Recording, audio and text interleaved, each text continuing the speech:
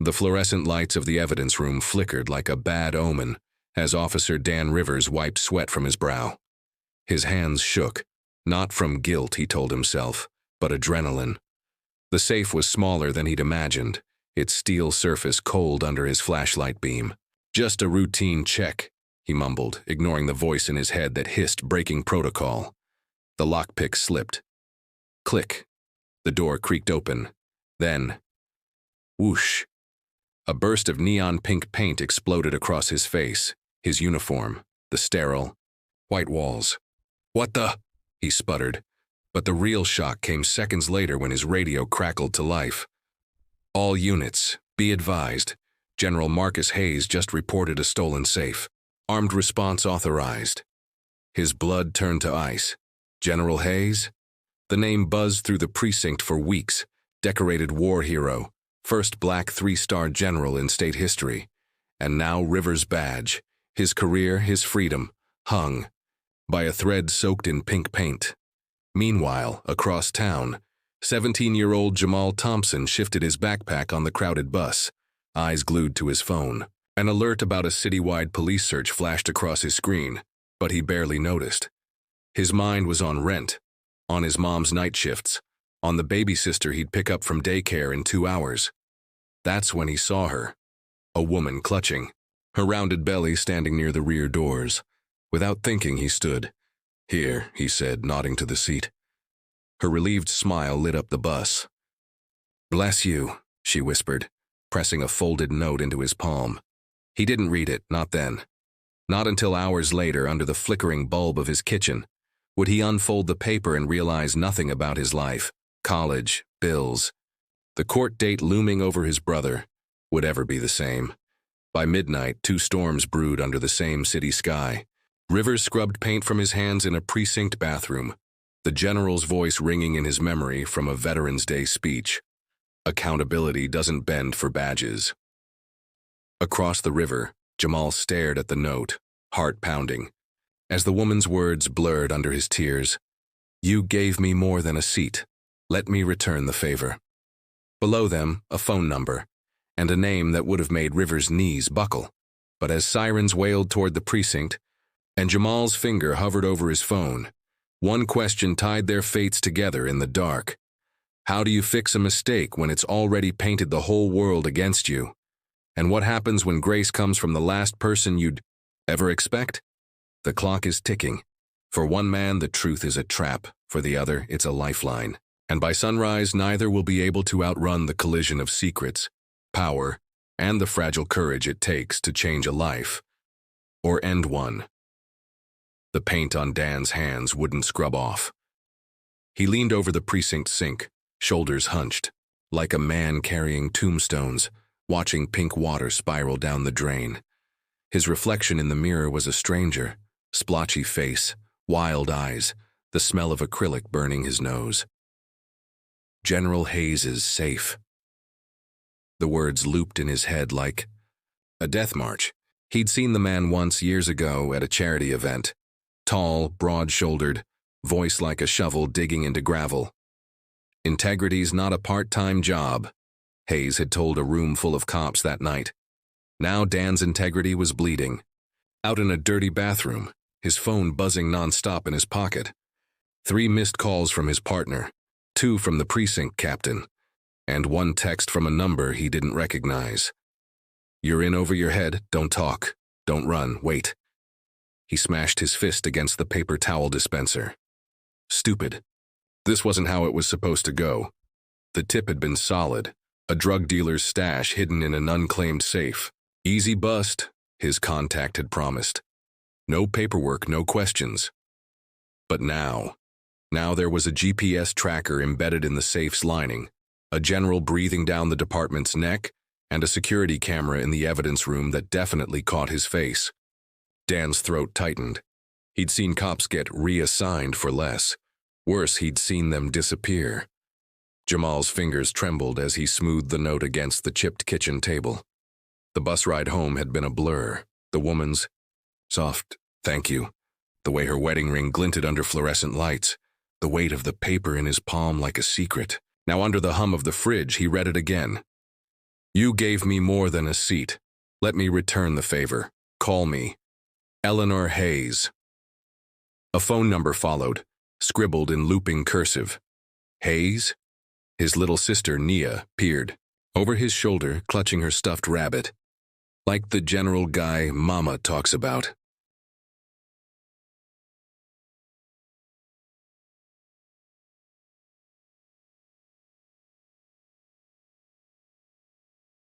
Nah, Jamal said too quickly, folding the note. Just someone with the same name. But his chest tightened. His mom had mentioned General Hayes for years, the local hero who'd donated school supplies, who'd sued the city over police brutality after his nephew got shot. A real one, she'd called him. Jamal glanced at the clock. 9:47 p.m. His brother Dion was still out, probably arguing with his public defender about the trespassing charge. The note felt hot in Jamal's hand. Too good to be true. People like the Hayeses didn't help people like him, not unless they wanted something. But what if? He pulled out his phone, dialed the number, let it ring once, twice, panicked, hung. Dan's contact met him at the edge of the city docks, where the streetlights gave up and the river swallowed the noise. The man stepped out of a black sedan, face shadowed by a baseball cap. You screwed up, he said, tossing Dan a burner phone. Hayes isn't just some retired brass. He's got friends in the FBI, eyes everywhere. I didn't know it. Was his. Dan's voice cracked. You said the safe was clean, and you said you could handle it. The man lit a cigarette, the flame briefly illuminating a jagged scar on his neck. Now listen, Hayes reported the safe stolen an hour before you cracked it, which means someone set you up, someone who knew you'd take the bait. Dan's stomach dropped. Who? The man smirked. You really think this is about you? Hayes has been a thorn in the department's side for years. Now he's got a rogue cop dead to rights on trespassing. Destruction of property. I didn't take anything. Doesn't matter. The man dropped his cigarette, crushing it under his boot. That safe had something valuable, something Hayes needs back. You find it before he does, maybe you live through this. Or he buries you, and we let him. Jamal's phone buzzed at 11:03 p.m. Unknown number. His thumb hovered over the screen. Behind him, Nia snored softly on the couch. Daycare exhaustion finally knocking her out. He slid into the hallway, pressed answer. Hello? A woman's voice, warm but tired. This is Eleanor. I've been waiting for your call. Jamal's mouth went dry. Why? A pause. Because kindness is rare, and I don't take it for granted. He heard papers shuffling, a door closing. My husband and I, we help kids like you, scholarships, legal aid, whatever you need. Jamal's laugh came out bitter. You don't know me. I know you've got a brother facing jail time, a mother working 3 jobs, and you're trying to hold it all together. Her voice softened. Let us help.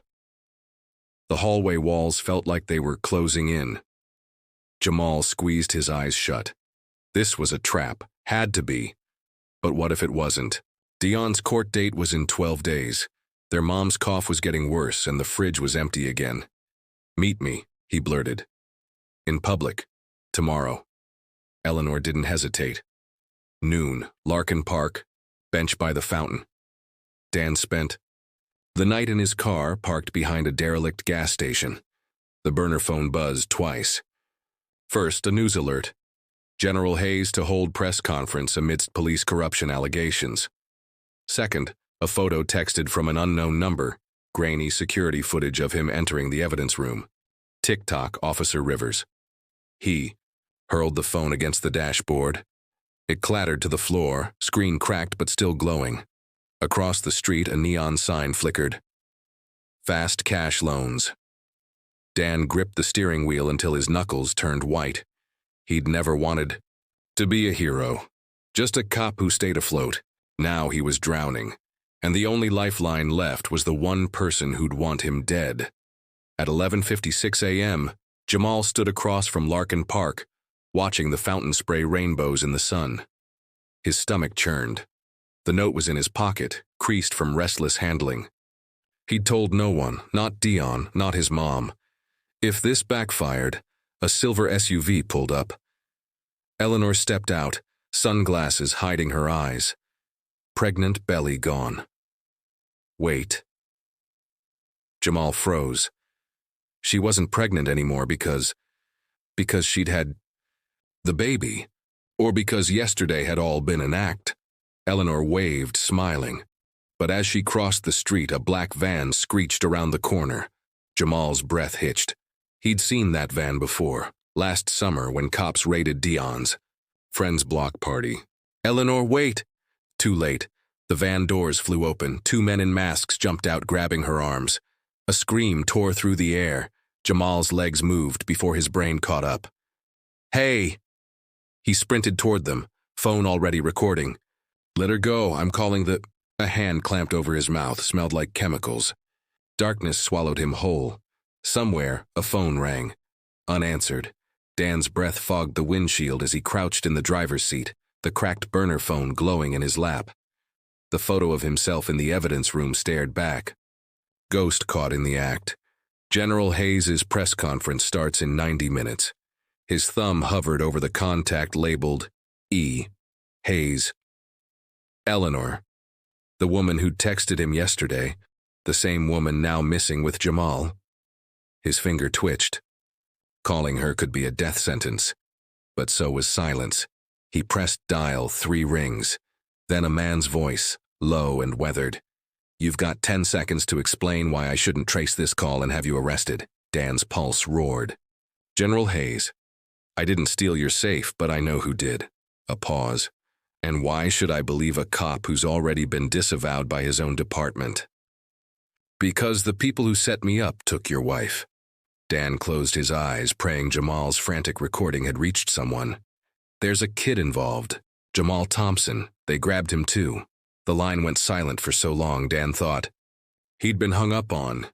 Then Hayes spoke again, steel laced with something raw. Meet me alone, Southside Docks, the old boathouse. Midnight. Concrete bit into Jamal's wrists as he strained against the zip ties. The room smelled of mildew and motor oil, a single bulb swinging above. Eleanor sat across from him, her sunglasses cracked, cheek smudged with dirt. I'm sorry, she mouthed. Footsteps echoed outside the door. Should have dumped them in the river, a man growled. Not until we get the combination, another replied. Combination? Jamal's mind raced. The safe. They thought Eleanor knew how to open it. The door slammed open. 2 men entered, one with a scarred neck. Jamal's blood turned cold. He'd seen that scar before. Last year, when Dion got arrested, the man had been leaning against a cop car, smirking. Mrs. Hayes. Scarneck crouched in front of her. Your husband's got a talent for keeping secrets. But you're gonna tell me what's in that safe. Eleanor lifted her chin. You think Marcus would tell his wife about work? No. The man yanked Jamal up by his collar. But I think you'll talk to keep his new friend here from getting hurt. General Hayes stood in the shadows of the boathouse, a silhouette against the moonlit water. Dan approached slowly, hands raised. I didn't know about your wife, he said. But I think the safe was a setup to pit you against the department. Hayes stepped into the light, eyes sharp. The safe contained evidence, names of cops on a payroll, drug money, kill lists. He studied Dan's paint-stained hands. But you already knew that. No. I was told it held cash. A dealer's stash. Dan's voice broke. They used me to get to you. Hayes moved closer. A father's grief hardening into something dangerous. And why would internal affairs want me silenced? Before Dan could answer, a phone buzzed. Hayes pulled it from his pocket. A video feed. Eleanor, Jamal, Scarneck's blade at the boy's throat. Midnight's come early, General, a distorted voice said. The safe's combination, or the kid dies first. Jamal's voice cut through the static. Don't do it, they're lying. A slap, a whimper. Hayes' jaw tightened. He tossed the phone to Dan. A text blinked on the screen. Bring the cop. Trade him for the boy. Eleanor watched the blade press into Jamal's skin, fury eclipsing her fear. These men didn't know what her husband kept in that safe, but she did. photographs, letters, proof that their son, killed in a random shooting 5 years ago, had been targeted by his own unit. Marcus had buried the truth to protect his career. She'd buried her heart. Last chance, Skarnek hissed. Eleanor met Jamal's terrified gaze. Trust me, she willed him. The combination is 341509, she said. The numbers made Jamal flinch. His brother's birthday. October 15th, 2009. Skarnek smiled, dialing a number. It's done. The general's on his way. As the door shut, Eleanor leaned toward Jamal. When I say run, she whispered, you run. Dan followed Hayes's SUV through back roads, the burner phone buzzing with coordinates. The meet point, an abandoned warehouse. His hands shook. This was a trap, for Hayes, for him, for Jamal. But the kid's face haunted him, wide-eyed. Brave, so much like Dion's mugshot. Hayes parked, stepping out with a duffel bag. Dan hung back, clutching his service pistol. Empty since yesterday. A figure emerged from the warehouse. Skarnek. Where's the boy? Hayes demanded. Where's my evidence? A click behind Dan. He turned. A rookie cop, wide-eyed, trembling, aimed a gun at his chest. Sorry, Officer Rivers, orders. Orders. The word curdled Dan's stomach. How many kids like Jamal had heard that word before the cuffs snapped? How many like this rookie had obeyed? Inside the warehouse, a crash, a scream. Run. Jamal burst through a side door, Eleanor limping behind him. Shots rang out. Hayes lunged at Skarnek. The rookie panicked, finger tightening on the trigger, and the world exploded in noise, light, and the metallic tang of blood. The gunshot echoed like a thunderclap. Dan stumbled back, expecting pain, but the rookie cop crumpled instead, eyes wide, hand clutching his shoulder. I didn't mean to, the kid gasped, blood seeping through his fingers. Across the warehouse, Hayes tackled Skarnek into a stack of crates, sending an avalanche of paperwork and rusted tools crashing. Down. Jamal dragged Eleanor behind a forklift as bullets pinged off metal. They're rigging the exits, Eleanor hissed, pointing to a flickering security monitor above them. On screen, shadowy figures chained the warehouse doors shut. Clink, clink, clink. Jamal's mind raced. The combination, 341509, Dion's birthday, coincidence or a key? He scanned the room. A steel door marked maintenance stood ajar near the shattered safe, its keypad glowing red. There, he whispered. We need to get to that door. Dan crawled toward the rookie, tearing his sleeve to staunch the bleeding. Stay down, he ordered, but the kid grabbed his arm. They have my sister, he choked. Said they'd kill her if I didn't. His head lolled. Dan's stomach twisted. Another pawn, another broken family. A guttural roar split the air. Hayes pinned Skarnek, fists flying. Who gave the order? He demanded. Skarnek spat blood, laughing. You really think this ends with me? The whole system's rotten. Even your boy knew. Hayes froze. His son. The truth he'd buried. The safe's contents, proof his own men had pulled the trigger, flashed in his mind. Rage faltered. Skarnek seized the opening, slamming a hidden knife into Hayes's side. Go! Eleanor shoved Jamal toward the maintenance door as gunfire erupted again. He punched in the numbers. 341509. The keypad blinked green. Inside, a narrow staircase spiraled downward. Where does this lead? Jamal panted. Storm tunnels, Eleanor said. They connect to the river. A crash behind them. Skarnek's men closing in. They descended into darkness, the air thickening with the stench of oil and damp. Eleanor's breath grew labored. Marcus. He never wanted this life, she muttered, more to herself than Jamal. But secrets fester. A distant boom shook the walls. Dust rained from the ceiling. Jamal's phone flashlight caught graffiti. Head. They watch everywhere. Dan dragged Hayes behind a concrete pillar, pressing a hand to the general's bleeding side. Stay with me, he muttered, but Hayes gripped his wrist. Listen, the files are digital, backed up to a server. He coughed, crimson flecking his lips. Password, your badge number. Dan froze. What? Saw. Your file after the paint. Hayes's eyes glazed. You're no angel, but you're not them. Footsteps echoed. Scarneck limped into view, reloading his gun. Tick-tock, officer. The feds will blow this place in 10 minutes. Clean slate. Jamal and Eleanor emerged into a tunnel flooded ankle-deep with icy water. A grated exit loomed ahead, moonlight filtering through. Eleanor suddenly gripped Jamal's arm. Wait! She pressed a USB drive into his palm. Marcus gave me this weeks ago. If they catch us, run. Get this to the courthouse. No way, Jamal said. We both go. A splash behind them. Two figures waited closer, flashlights blinding. Hand over the drive, a woman's voice ordered. Familiar. Dion's public defender. Jamal's heart stopped. You? The woman smiled coldly. Power's not in laws, kid. It's in leverage. Dan's badge number, 7315, trembled in his fingers as he typed into Hayes's phone. The server link loaded. Files upon files, drug shipments, staged raids, names. His captain's name, the mayor's. Scarneck cocked his gun. Last chance. Where's the boy? Dan stood, phone raised. You want the truth? It's already out. A siren blared. Feds or a bomb warning. Above them, the ceiling groaned. Somewhere in the tunnels, Jamal sprinted through water, the USB drive clutched tight. Behind him, Eleanor's scream echoed. Ahead, the grate and freedom. But as he reached it, headlights flared. A black sedan skidded to a stop, door opening, a polished shoe stepping out. The world held its breath.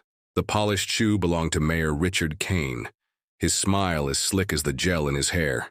Jamal, right? He extended a hand like they were at a charity luncheon, not a sewage tunnel exit. Let's get you somewhere safe. That drive you've got, it's caused a lot of trouble. Jamal backed up, water sloshing around his ankles. The mayor's face had been on his mom's TV for years. Clean-up campaign. School reform. But now his eyes glinted like a shark's. Your brother Dion's got a hearing tomorrow, Kane said softly. Imagine if charges escalated.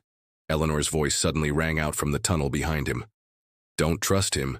Jamal. A scuffle. The fake public defender emerged, gripping Eleanor's arm. A bruise bloomed on her cheek. Here's the choice, Kane said, clicking open a briefcase. Cash, a plane ticket, a syringe. Give me the drive, take the money, and Dion walks, or... He nodded to the syringe. Your mom's hospital gets a donation, right after her accidental overdose. Jamal's fingers tightened around the USB. His mom's face flashed in his mind, weary, smiling, singing lullabies to Nia. The drive felt heavier than the safe now. Dan's ears rang as the warehouse ceiling cracked. Scarneck lunged for the phone, but Hayes tackled him, blood smearing the concrete. The files, Dan yelled. They're public now. You think that matters? Scarneck wheezed, pinning Hayes. Cops'll spin it, politicians'll deny it. And you? He grinned at Dan. You'll be the rogue cop who killed a war hero, a thunderous crack above them. Dan grabbed Hayes' arm, dragging him toward the maintenance door as steel beams crashed down. The general's breath came in wet rasps. Password. The files. It's not just names. What? Hayes coughed, clutching his side. Proof. The mayor ordered my son's death. He knew about the drugs. Dan froze. Kane. The man who'd pinned a medal on his chest last year, who'd whispered, "We need good men like you." Eleanor jerked free suddenly, slamming her elbow into the defender's throat. Run, Jamal, she screamed. He bolted. The mayor shouted, tires screeched. A gunshot popped, ricocheting off the grate. Jamal ducked behind a dumpster. Heart hammering. The USB drive dug into his palm. Then he remembered Dion's old habit. He ripped off his shoe, shoved the drive into the sole, and hurled it onto a passing garbage truck. Looking for this?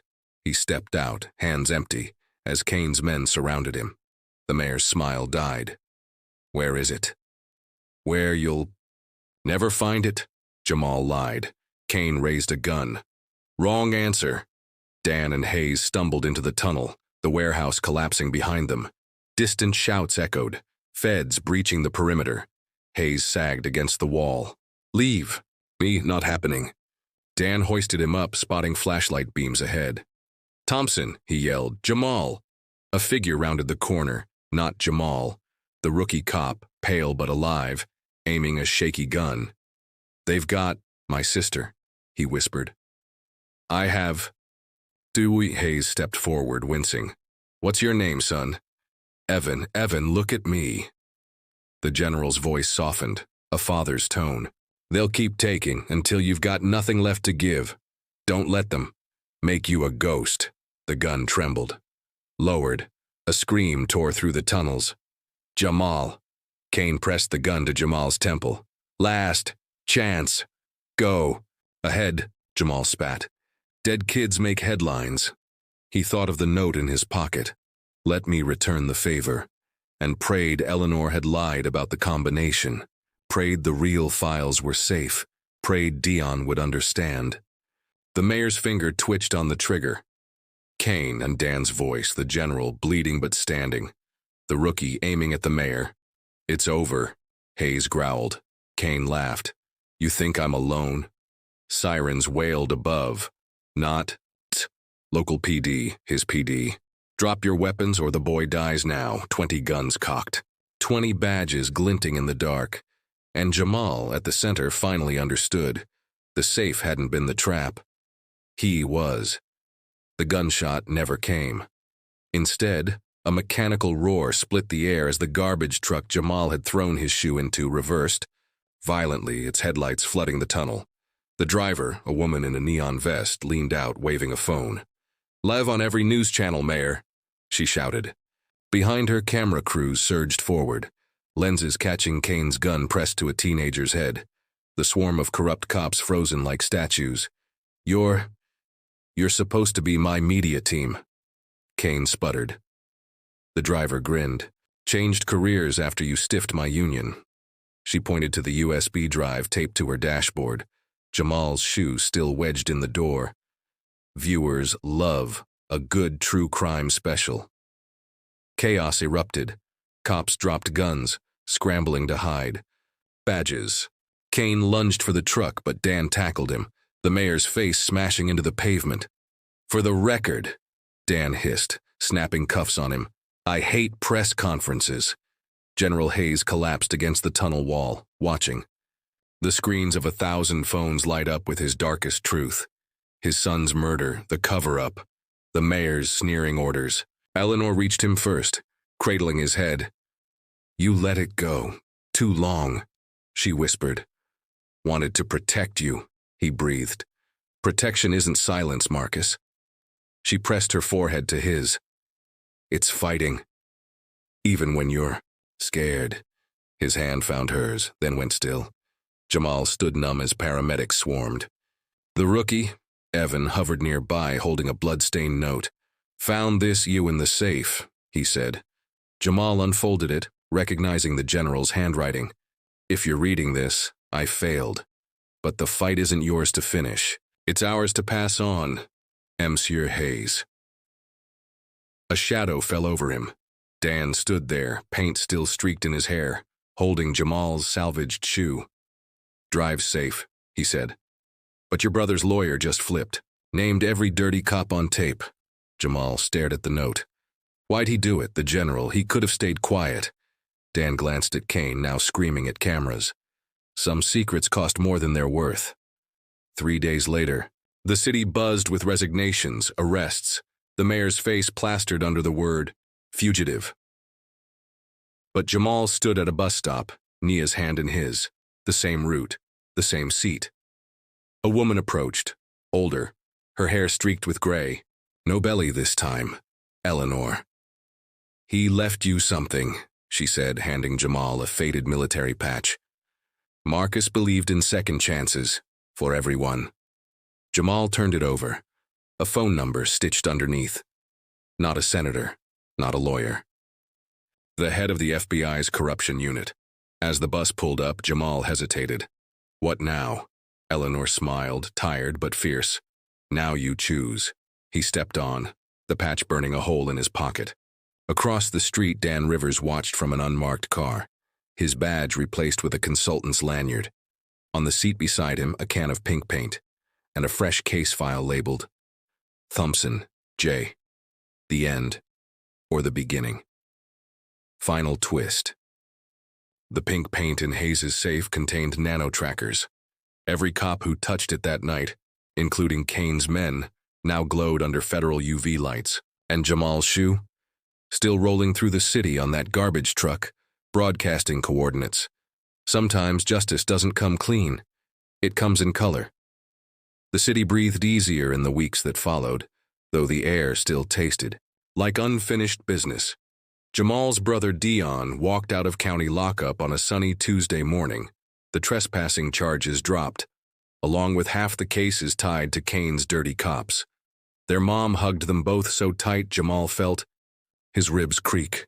"You're grounded," she whispered into his hair, laughing through tears. "For giving me more gray hairs than that mayor."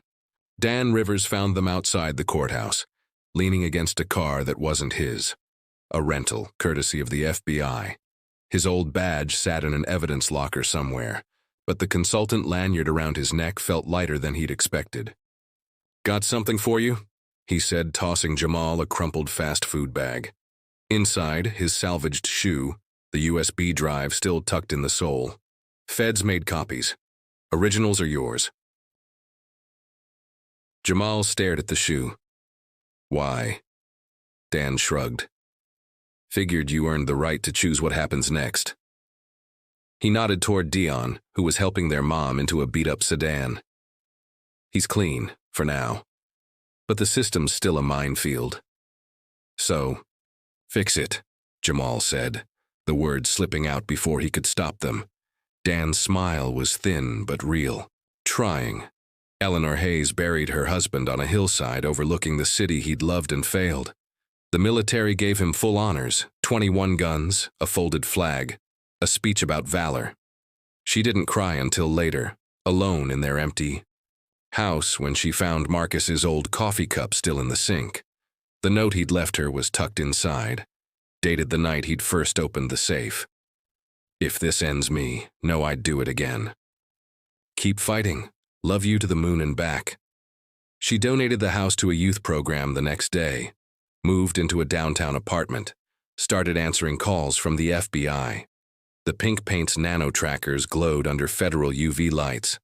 For weeks, cops turned themselves in by the dozen, desperate to cut deals. The rookie, Evan, got his sister back after testifying. He showed up at Jamal's door one evening, holding a casserole dish. "My mom made lasagna," he said awkwardly. She says thanks for not letting me become a monster." Jamal let him in. They ate in silence, Dion cracking jokes to fill the space. Dan spent his days in a fluorescent-lit FBI office, pointing out corrupt cops on security footage. "That one," he'd say, marking a glowing pink sleeve or collar, "and him and her." The agents took notes, but he saw their disgust, knew it mirrored his own.